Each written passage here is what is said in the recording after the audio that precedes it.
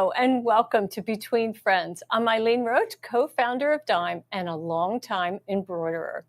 Today, we're going to look at how far embroidery has evolved over the years. You know, from flat stitches to freestanding stitched in the hoop projects, completely finished. Over the years, changes have occurred not only in the projects, but also in the tools and materials that we've had access to. And most certainly the machines have changed since the 90s, right? You may not be aware, but before there was Dime, there was Creative News. And Creative News was a newsletter that I authored started it in about the mid-90s.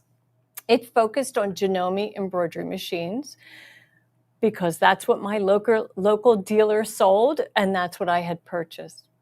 It had meager beginnings as it was entirely self-published and financed. So let's head over to the overhead cam and take a look at some of those early issues.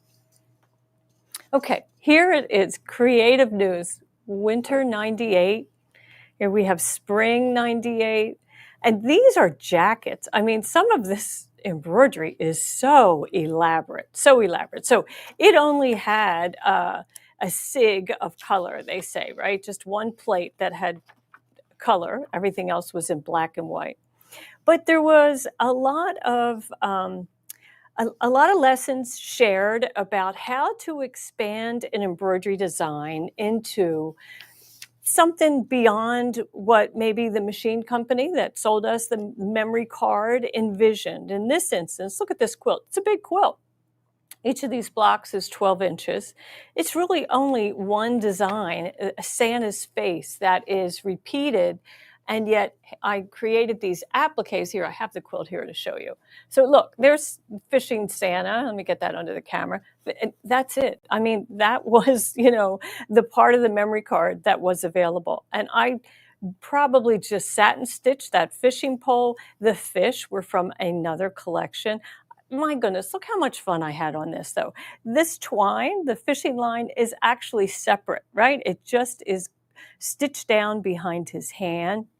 All of these little elements is sewing applique, not machine embroidery applique, but sewing. So let's just take a look at some of them. I mean, there was so much fun, right? And, again, the Santa face, and I changed the color of his hat, right? In the first one, he's green, and now it's got a black hat. All of these elements came from another collection. This is just applique fabric back here, satin stitch for the scroll work. And look, his feet are kind of coming off here. Let me move that up so you can see they're a little loose. Oh, well, he only comes out once a year, right? We have Sailor Santa, same thing, right? All these different ideas. But, we really had to get creative back then in order to kind of make the most of the embroidery designs that were available. There just weren't that many available. And when a new memory card came out, oh my, we loved it, and we would go grab it. So this is Farmer Santa, and then just some text in the center. And then I think this is, Santa's toy shop. I come from an Irish family, so Irish Santa was always very popular. What else do we have? And then I think the kind of a woodsy, right? North Woods, probably Santa. And at the bottom, we have Musical Santa. Let's move him down. Musical Santa over here. Here we have Santa with some cherubs and a present. And then maybe your real traditional Santa. Same design. And boy, I kind of really blew it up, right? So why was that so exciting? Well, there was just very limited supplies available. We didn't have the access to the memory cards. They were really expensive. And I was focusing on Janome machines. So my world was just focused on Janome machines. At that very same time that I was finishing up this Creative News, and I was just about to meet my partner of today, Gary Gardner, at the same time at Janome, a new hire occurred, and that was Regena Carlevaro, and she started her career there. She was from Arizona, moved to New Jersey. That's a switch.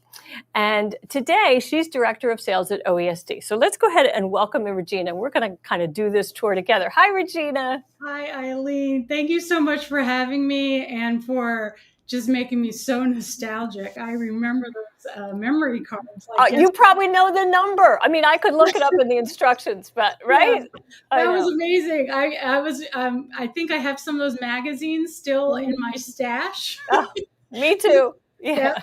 You were inspiring me back then. So that was wonderful. That was thank you, wonderful to see Regina. that. That's so sweet. But you've had a fabulous career in the sewing industry. Recently you shared a story about how you worked for a company in Arizona, Hoop It All, and tell us a little bit about what you did there.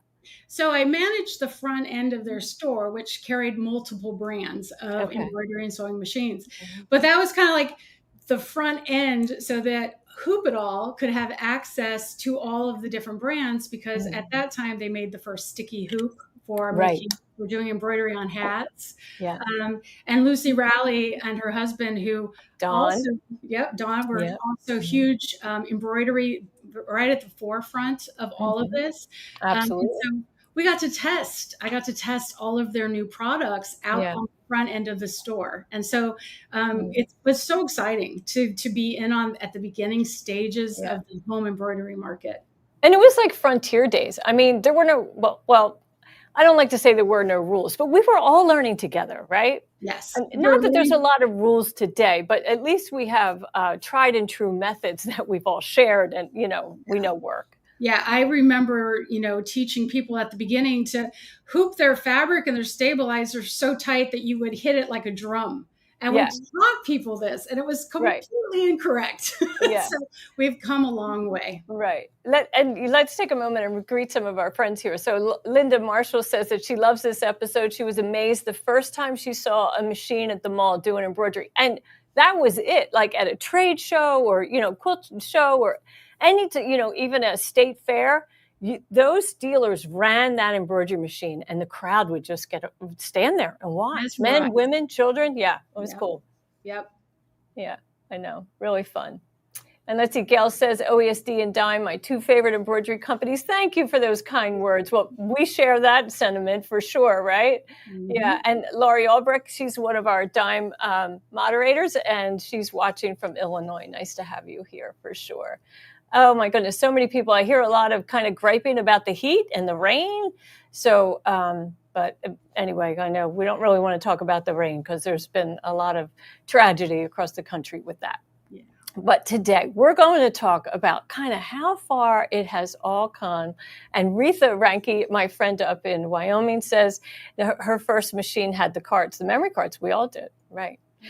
Yeah, and many of you probably don't know it, and I'll share this here, but later in this month, we'll talk a little bit more about it. But my partner in Dime, Gary Gardner, is the person who created the technology to break the cards in the sense that the machines could take a floppy disk and that the multiple formatted cards could be read on all machines. So we used to just be stuck with what that machine company offered, right, Regina? Right. Yeah, that's it. And a lot of times you would see designs that another company would license, and you would be like, oh, I want that, but you couldn't. It wouldn't work. Yeah, you'd have to buy that machine. Yes. And people did. I mean, I know when you taught around the country and I taught people, oh yeah, I have 7 machines, people would say, and one of each brand, because they liked something that brand had. Yeah.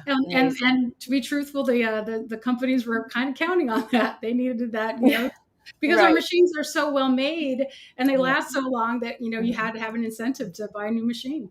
Right. And, even back then, and this is still true. So I would always encourage people to buy from your local dealer. Build a relationship with that dealer regardless of the brand they were selling, because that relationship was actually more important than the machine, because all the machines were great, right? Yeah, absolutely. You need support to teach you how to do things. Let's be honest, stabilizer, thread, all these different things, it's not cheap. So having that relationship with a dealer will really help you avoid any costly mistakes and get you on the road to doing embroidery right out of the gate. So that absolutely. Yeah. And, when you encounter a problem, you need somebody to talk to. And that can be your local dealer. And also talking to companies like OESD, who has a prolific customer service department. that you can, share your comments with, and OESD reacts to that. And we're going to get a little bit more into that in a moment. But, let me just show you what today's program is brought to you by. I have to do that, right? So and our topic is embroidery trends. So we're going to talk about the evolution. See the little sailboat on the left? That's just a flat applique on a flat piece of fabric. But over there on the right-hand side, we're sailing away in a 3D, completely finished, boat. So I think that's just adorable. Don't you, Regina? Yeah, a lot of customers love that freestanding lace sailboat. It's adorable. They use it for barbecues and put candy inside of it. Not just decorative, it's useful too. Right. And OESD, you call this category freestanding lace, but this one really doesn't have lace on it, does it? No. So we kind of have evolved, and now we're using the phrase freestanding applique. Yeah. That's a better name and, technique. It kind of gives you a better idea of what you're making. Right. And through the years, the techniques have changed and so forth. And we'll get to that in a moment. But I just want to share with you that today's product that is sponsoring this episode is our Stable Cut dispensers. And they come in two sizes, the 15-inch and the 20-inch. And so let's go ahead and watch Ashley Jones. She's going to give us a little demo on this so we can see exactly what it's all about. So excited to share with you this highly requested new product. That's our Stable Cut dispenser in 20-inch size. This 20-inch Stable Cut dispenser has all the same great features as the original 12-inch size. It's a beautiful sturdy box with a nice decorative finish and a built-in slide cutter. The Stable Cut dispenser in 20-inch size works with 20-inch rolls, but it also works with our new 15-inch size rolls. So let me show you how to use it. So to use the Stable Cut dispenser, you're going to simply remove the interior box and put your desired stabilizer in the bottom. Insert the top and feed your stabilizer through that opening. Now, I already have one set up to show you how it works. It does come in a 2-pack, so it's perfect for your most used cutaway and tearaway stabilizer.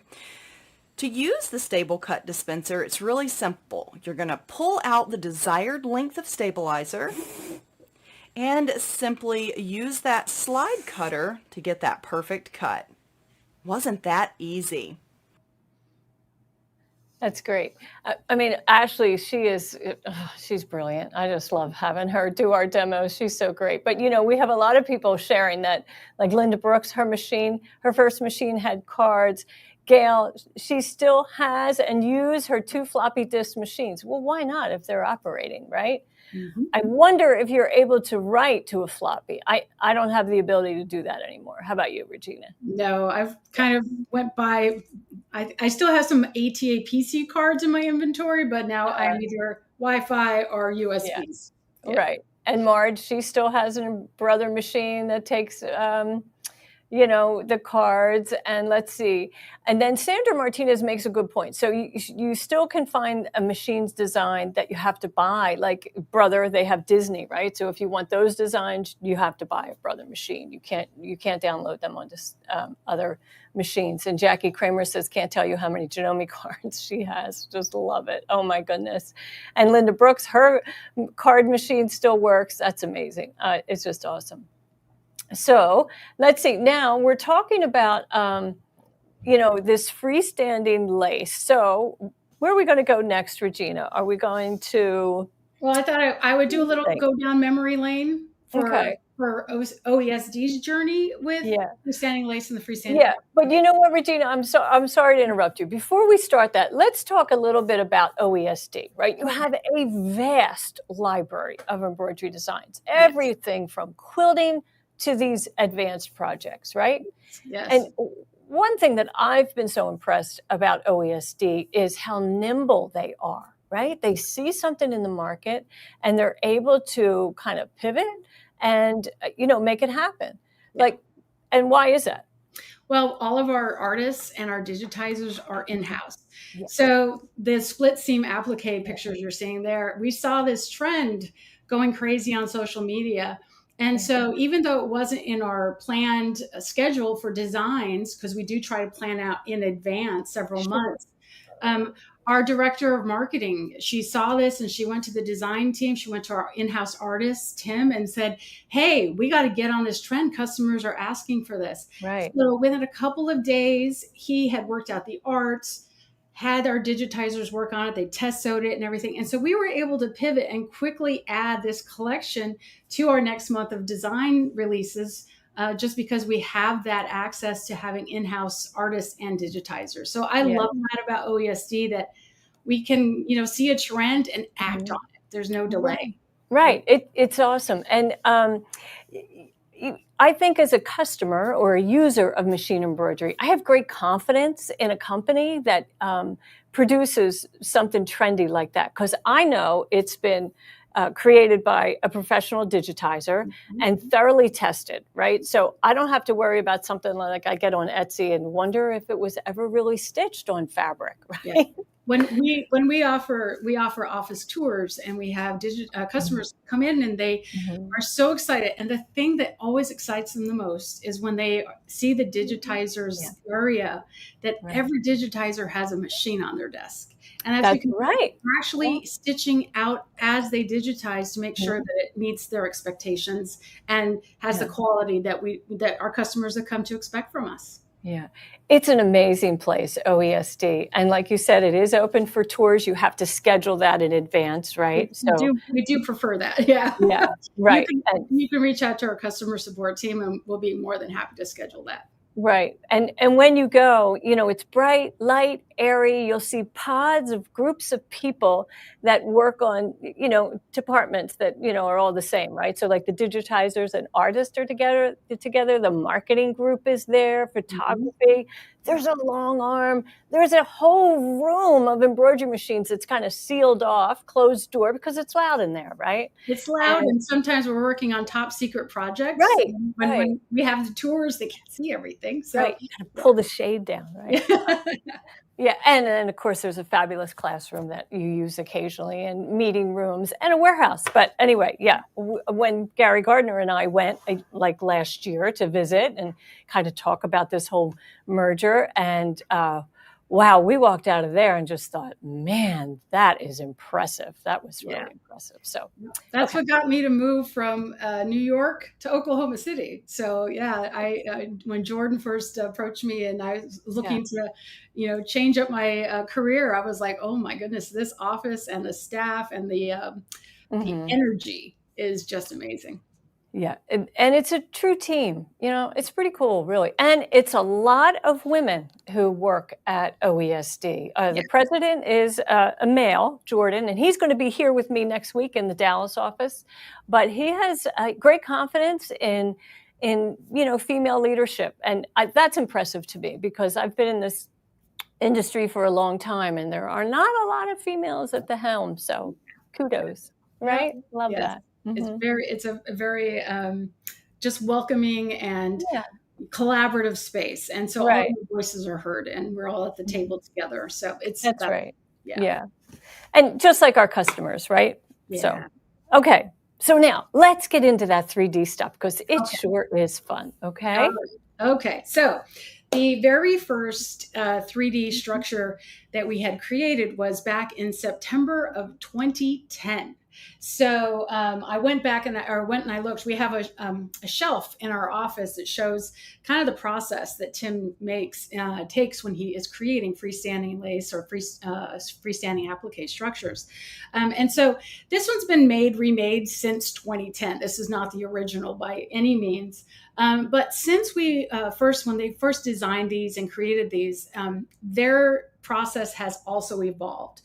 We listen to our customer feedback, our dealers' feedback, and we always are trying to improve and make things better. So even though this is beautiful, and I think it's a great sample of a freestanding lace structure, they've made improvements about how they place the lace. So you have optimum lighting if you want to put a tea light inside of it. Better, strength of structure. So even though you can take this out of storage and you can do a little steaming on it and get it reshaped, you can still see a little bit of, curvature to it. And this probably wouldn't travel real well. You'd have to do some little bit of re-steaming and reshaping it if you were to store this. So that's 2010. And then since that time, for a lot of our longtime OESD customers, they know that every year we come out with a winter village building, a gingerbread building or structure, a new pumpkin. So we have these themes that we come out with every year that our customers have come to expect. And every time we come out with new things, they're always looking to improve it. So what I think is so amazing is that we launched this, I think, 2 months ago. This is our freestanding gingerbread gift boxes. And just the strength, how strong these are, how we have changed the products that we use to make these. And I mean, you can see I'm lifting this up. And inside of it, just to show you the strength, is a bottle of wine. So if you're going to actually use these for gifts, you can be sure that the work and the design that has been put into this is going to create a project that you can give to somebody that's going to have a long time, last and be a nice gift for a long time. So I just think that's really exciting, seeing how that journey and how they're just better with the different tools and the products that we use. Right. And so the tools definitely, and the substrates, right? So we have give me the proper names, the fiber form, right? Fiber form is a product that we use now under the applique. Yeah. So this is like the bottom of the sailboat. Mm-hmm. I had traced out the pattern and fused it. So I just want you to see like how stiff that is, right? Yep. Could I crease it? I could, and I could press that out. Yep. But the idea is that, you follow the instructions, and I want to walk you through the instructions for the sailboat. But look at these cool tools. I'm a tool aficionado, right? Just love tools. These alligator clamps are so strong, and they have a really nice serrated grip inside. You can barely see that. And it's a nice long grip. So when you open that up, it's going to reach into those eyelets and pull that ball through. And speaking of those eyelets, I love this tool. Regina, do you love this tool? I love this tool so much because it's a multi-purpose tool. I use it for more than just my embroidery. I use it for any eyelets I'm cutting out, shoes, bags, everything. Yeah. So, and it comes with 3 different size eyelets. I have to clean them out. But, I love that. And stored in the handle. Brilliant. Yeah. You're never going to lose your tips that way, as long as you put them away. And so it's kind of spring loaded. And if I were, and I should demo this, but I'm not going to. But, you just press down and this twist and that hole is cut right out. It's awesome. It's a rotary cutter, so it actually turns as it does it. So make sure, you're not cutting on your hoop mats or your rotary cutting mats, because it will put a hole in it. So make sure that you have like one of the little mini mats that we sell. Okay. Barbie Dream House cutting mat, but they're great for this because then you can protect your surfaces, because that blade is sharp. It will cut through many layers. It's fantastic. That's right. And Anita says, are those eyelets sharp? They sure are. And Retha Ranke up in Wyoming, she has that eylet cutter. Isn't it wonderful? I know. I love it. Yep. Let's see. It's just awesome. And Marianne Dublagla, it does, well, Retha says it will put a hole. Yep. And is there a link to the cutter? You can find that over at OESD.com, I'm sure. Yeah. Right? It's called the Perfect Punch Tool. Perfect Punch Tool. Yeah. Awesome. And let's see, Patricia Howell is working on the cuckoo clock. Yeah, that was so exciting when we saw, when the design team was working on that. I typically don't like to be in front of the camera. And so every month we do, our design sneak preview showing what's coming out in the next month. And so I went to the design team and I said, I love this cuckoo clock so much. Can I please be part of the team that gets to do the sneak preview? Because it was so exciting. So exciting. And it's a working clock. We have the clock mechanism. Right. So it's not just cute. It's a working functional project. And it swings, right? It has a little part that that does not swing. It's just decorative. But the clock, if you get the clock from us, that does work. Right. Okay. Oh, and here Anita Jackson has a question. She says she's had a quilt that's been completed for a couple years, just didn't know what to cut it with. So to make holes for the twinkle lights. Perfect for that, right? Absolutely. Yeah. Yeah. So love that. Nice, clean cut. And because it's a tool, you can get into tight spaces. You don't have to worry about something that you have to kind of wedge. Right. Wherever you need a hole cut, it'll work into that space. And Gail says she needs to replace the cutters, which you can buy. You can buy replacement blades from OESD or your local dealer. Yeah, so, they're perfect punch replacement tips. Yeah, that's awesome. Really great. So I'm going to walk us through just the instructions of the sailboat, because this, I would say, is one of the simpler projects, right? After reviewing a lot of the instructions, but look how adorable that is. It's so sweet. I love the idea of using it on a table, a summer table. But look, there's just 7 designs in this collection, and you're going to see the bottom of the boat and the back, and then port and starboard, and then that image, that element on the right-hand side is the bench inside, and that's what's going to hold the mast, right? Through the sails, through that seat, and then into the bottom of the boat. So you'll stitch all these out on. Now you suggest 2 stabilizers, right? Yes. So for most of our freestanding, applique, we love to use aqua mesh, 1 layer of aqua mesh and 1 layer of badge master. Okay. The reason why is aqua mesh really helps support the stitches, because it's more of a fabric-y feel to it. Yeah.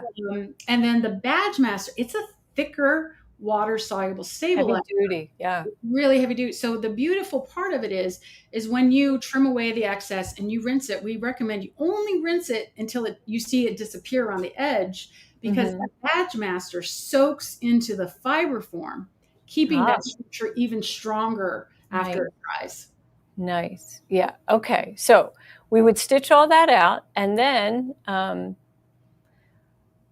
you have the instructions for putting it together. So here's port and starboard, and is that kind of triangular unit. And I do believe you sew just that 1-inch seam with a zigzag, not on the embroidery machine, right? Right. There are some of the freestanding does ask for a little zigzag stitch. Yeah. But that's about it. And then all those eyelets and the balls, what do you call that? Eyelets and yeah. Oh my goodness. All of a sudden I went brain dead on that one. Yeah. But it's those little balls, eyelets, right? Yeah. And so that's where you use the alligator clamp to pull them through. And it just, look at it. So now it's those eyelets that is going to shape the boat. So you're not going to use an iron or a pressing ham to form that fiber. What do we call fiber form? Fiber form.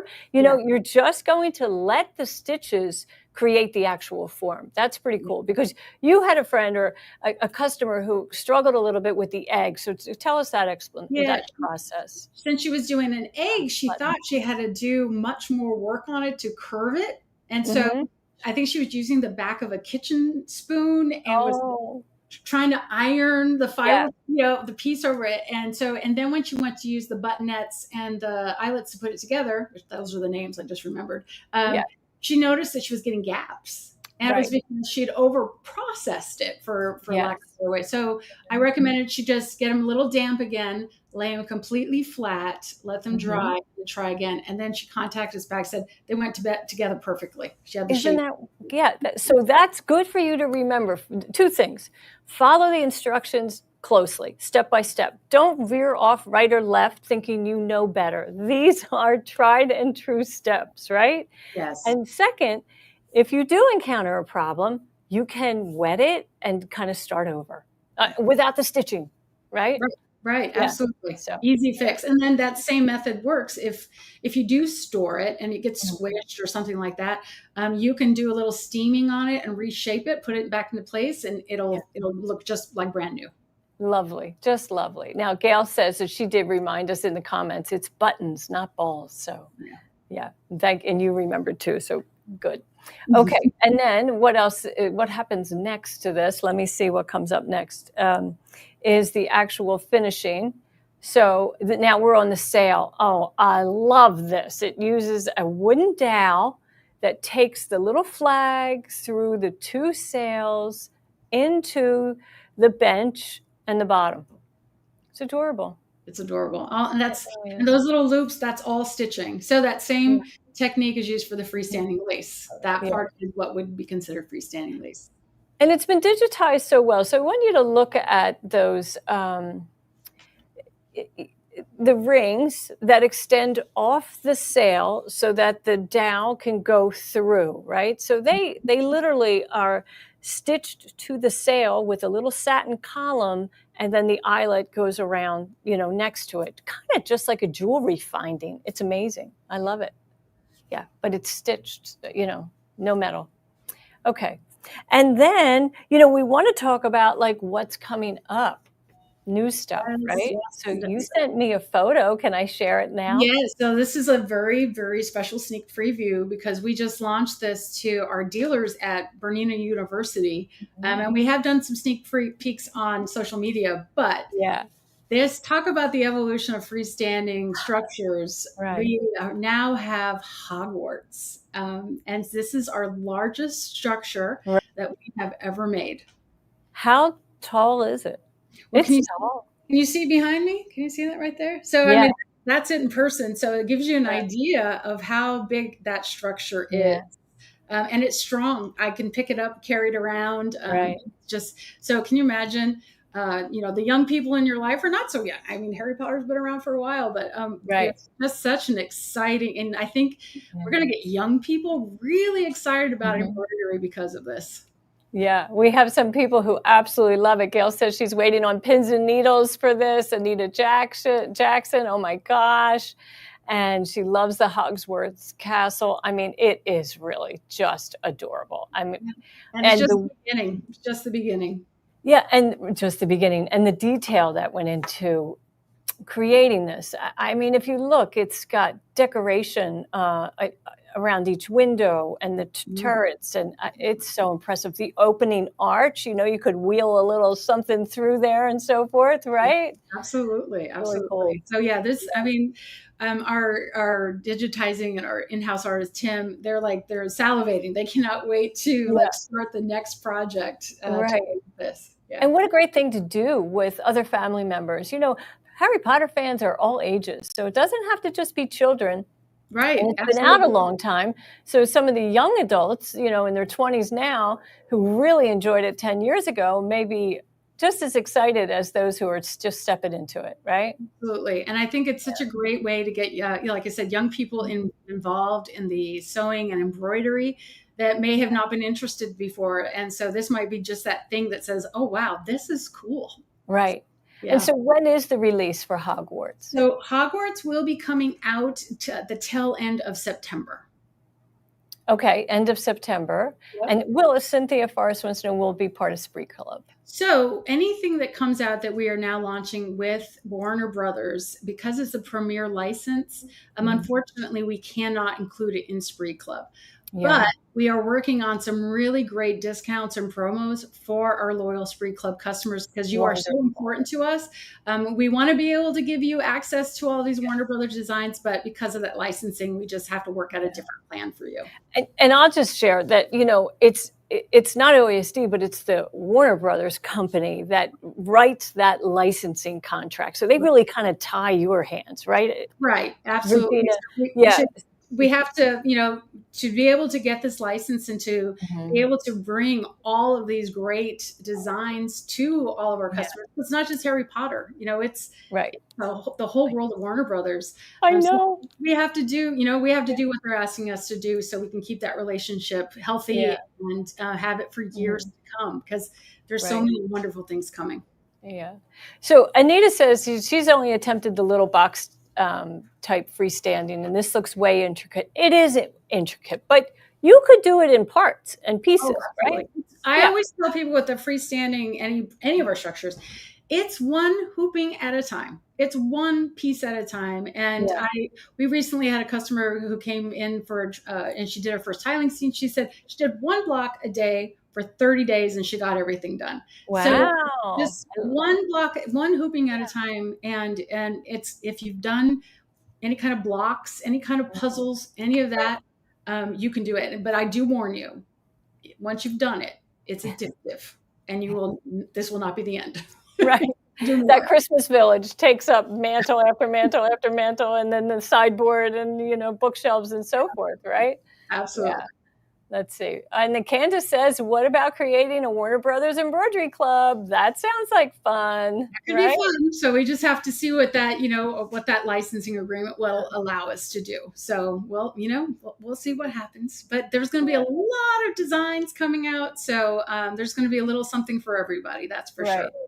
Vicky says that her niece loves Harry Potter too, and she's 44. Thank goodness she has her own embroidery machine, so she'll be on her own. And you belong to Spree. So yeah, look for special offers to the Spree Club members. Now, Linda Johnson, she's a good friend of ours from North Texas, and she wants to know now that the seams go together with eyelets and buttons. So I wish I had a piece here, but the eyelets and buttons are stitched. They're embroidered balls and kind of like candle wicking, but full side.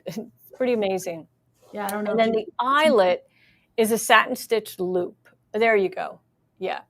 So if you wanted to hand sew the project together, you would have to eliminate all those connection points, in software. I would advise against it. How about you, Regina?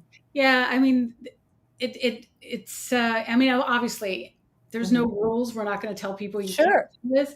But if you're wanting to sew them together, the advantage of the buttonets and the loops is that if you do want to take them apart and store them flat for the season, you can do that. So making those hand stitches might make it permanent where you're not able to do that. But that, again, that's a personal choice. Yeah. And now Lucy says, is this similar to the cuckoo clock? It is, of course. Same process. Same process. Mm-hmm. Yeah, and Vicky says, and there's a tool. So let me just show that tool again here, which is the alligator clamp, right? So you literally slide that tip into the eyelet, grasp the ball, and pull it through.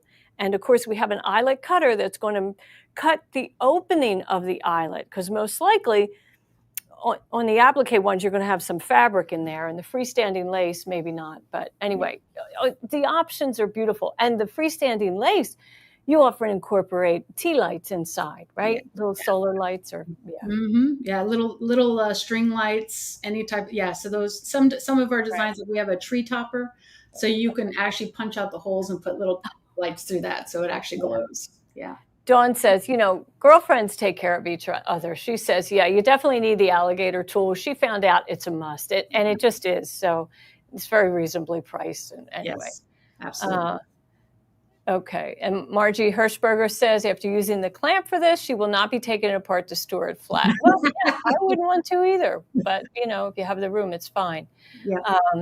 Okay, so lots of fun stuff there, really. I love what OESD, the creativity at that place in Oklahoma, out there on the prairie, right off of 35, right? Somebody had asked, where are they? Yeah. Well, OESD stands for Oklahoma Embroidery Supply and Design, and they're located in Edmond, Oklahoma, which is just north of Oklahoma City Is it Oklahoma City? We're actually right at the very top of Oklahoma City, below Edmond. So below Edmond. Right on the edge. Yeah, you go one more mile and you're in Edmond. So, and you can take a tour. You have to call in advance and schedule a tour, but it would be a fun day for sure, right? Yeah, we have some little surprises, and but I definitely recommend if you can reach out to us support@oesd.com. And we'll send you a link so you can put in your dates and all that. But we definitely recommend Monday through Wednesdays, just because everybody's here. We are on a flex schedule. So if you want that energy and you want to meet the digitizers and so forth, we always recommend that Monday through Wednesday to ensure that. And there are people that have been working at OESD for over 25 years. I mean, absolutely. We have a couple who've been here over 30. And we have generations working here. So we do. Generations, siblings, all of it. I got 2 daughters in the warehouse right now. So it's a great company. Oh, that's awesome. Yeah. Well, Sissy Ford wants to know, she has 2 T-shirts with Taz and Tweety Bird pocket toppers. Will you be doing anything like that? Well, we love hearing suggestions from our customers. So, bring them on, bring them on to us, and we'll definitely send them. Anytime a customer asks for something or recommends, we send it to our team to say, hey, this is what our customers are asking for. Mm-hmm. And just so you know, I mean, those structures are fabulous, but there's other really cool Harry Potter embroidery designs that are coming out that are flat, right? They're not as complicated. So keep an eye out. We have some house flags coming out. So depending on what house you belong to, you can create a house flag. Yeah. Right. It's awesome. It's really fun. Okay, well, Regena, I'd like to thank you for sharing with me today. Goodness, I've known you for so many years. We have so much in common through the years. And she married a great guy from New York who I love chatting with because he's got that accent that I'm so familiar with, being a Jersey girl, and he likes all the same food that I do. So that's a lot of fun, right? Yeah, absolutely. Well, Eileen, thank you so much for inviting me on Between Friends. And like you said, we've been like circling each other and working with each other off and on through the years. And it's just been a pleasure to be able to work with somebody who has been so innovative and so crucial to the embroidery industry. You are just a star. Oh, thank you so much. Really, I've been blessed every day. So grateful to be doing what I'm doing. It shows that you love what you do. So thank you. Mm-hmm. Okay. Thank you, Regena. And thank you all for watching. I just want to show you what's coming up. I have two. Well, let's see. We love it when you subscribe to our YouTube channel and like us on Facebook. It lets us know you like what we're doing here. Ashley's going to be back on Software Success on August 5th. And I have 2 more weeks left. I have next week, which is July 24th, and then the 31st. On the 24th, I'm going to have the president of OESD, Jordan McCroskey, join me here in the Dallas office. We're going to talk all things metallic. And I'll bet we can learn a little bit more about OESD if we have him in the house, right? So bring your questions for that. The last week, July 31st, will be a number of guests that we're going to have here in Dallas. My good partner that I've built this business with all these years, Gary, will join me, and Carrie Cooney from OESD, the director of marketing, will also join me, and we can hear from her all the important stuff that's going to be happening. And for now, I just want you to stitch what makes you happy and join me back here next week at 1 o'clock. Thanks for watching.